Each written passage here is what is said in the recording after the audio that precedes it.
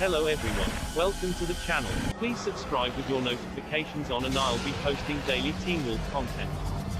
Channels like Jade's Corner and Teen Wolf News inspired me to make content, and I've been a Teen Wolf fan from the very start. Now let's get right into the video. The history of Peter Hale. Welcome to the history of Peter Hale. I'm making this video because not many Teen Wolf YouTubers talk about Peter, and he can be single-handedly credited as the best villain turned anti-hero in the Teen Wolf franchise. Early beginnings. Not much is known about Peter Hale's early life, but we know that he's Talia Hale's brother and the uncle of Derek, Cora and Laura Hale. During Peter's teenage years he would go against Talia's decisions as the pack leader, and he convinced Derek to get his ex-girlfriend Paige turned by one of the alphas that were visiting Beacon Hills at the time. Ennis agreed to turn Paige off screen, and after he did this her body rejected the bite and she asked Derek to kill her to make the pain go away. Peter is the reason why Derek's eyes are blue. Peter had a brief off-screen relationship with the desert wolf Corin, which resulted in the birth of Malia. However, Talia took Peter's memories of his relationship with Corin and the conception of Malia to prevent Corin from finding Malia and taking back the power she shared with her during birth. A few years after that, Peter was nearly burned to death in the Hale house fire that eradicated most of family, leaving only 3 members and him alive. This fire was caused by Kate Argent, and he was stuck in a coma for 6 years and he went crazy.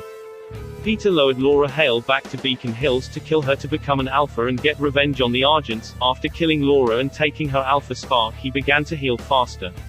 3 months after her death he came across Scott McCall in the woods and bit and turned him because he needed a pack to take on the Argents. Scott rejected joining his pack.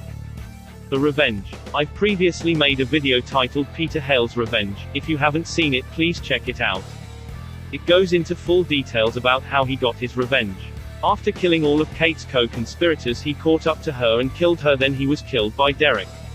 Resurrection. Prior to his confrontation with the Argents, Peter had a fail-safe plan to be resurrected if he died. This plan started when he bit Lydia. This is pure speculation, but Peter probably knew that Lydia would become a Banshee because he's met her grandmother Lorraine.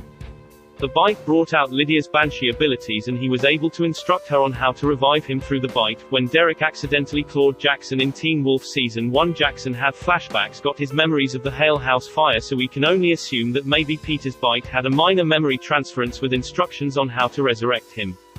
During this time Lydia had multiple hallucinations and she saw a younger version of Peter that she was actively talking to, but no one else could see him. He got her to dig up his corpse that was placed underneath the Hale house floor, and she knocked Derek out with Wolfsbane and brought him there, then used mirrors to direct the light from the worm moon at him and clawed Derek to use his alpha spark to come back to life. After resurrection. After Peter was revived he was significantly weakened from dying, and he spent most of Season 2 and 3 recovering. After Deucalion slashed Jennifer Blake's throat and she went back to the Nemeton to use it to heal, Peter stopped her and killed her. Peter helped Scott to get into Styles' mind in Teen Wolf Season 3B, and this was part of his deal with Lydia to find out what happened in the memories Talia took from him, and he found out that Malia was his daughter. Descent to madness and becoming a good guy. During Teen Wolf Season 4 Peter was robbed when the Hale family vault was broken into, and he met up with Kate Argent that was now a Jaguar and made a deal with her to teach her control because she completely lacked control. In the Season 4 storyline there was a benefactor paying anyone that would kill supernatural creatures a large sum of money, and for the first half of Season 4 the main focus was finding out who that person is. After Meredith requested to see Peter and he went to the sheriff's station, he went through her memories and Lydia overheard everything Meredith was saying while he was doing that. It was revealed that Peter and Meredith were in the same hospital room after the fire and she could hear all of his thoughts. He blamed Talia for the Hale house fire and said that he would eradicate all supernatural creatures and rebuild the supernatural world in his own image. Kate turned Scott into a berserker, and this was part of hers and Peter's plan to get the pack to kill Scott without knowing that it's actually him. However, this did not work and Scott broke free. Scott confronted him and said he taught Kate everything, all for power. Peter said he did this for his family's power to be rightfully inherited by him, and he slowly began to become monstrous again. Scott eventually defeated him and he was sent to Icon House, and during this time the Dread Doctors broke into Icon House and their security systems went down and he escaped. Then he was trapped in the Wild Hunt by the Ghost Riders. After Styles was also taken by the Ghost Riders, he saw Peter in the Wild Hunt and they formed a plan to escape, and only Peter could escape with a Ghost Rider and survive. After he escaped, he was discovered by Malia and Scott, and now that I'm making this video I'm just realizing that there was no mention of Peter during Teen Wolf Season 5. This would be during the time period when he was captured by the Ghost Riders, so all memories of him were erased.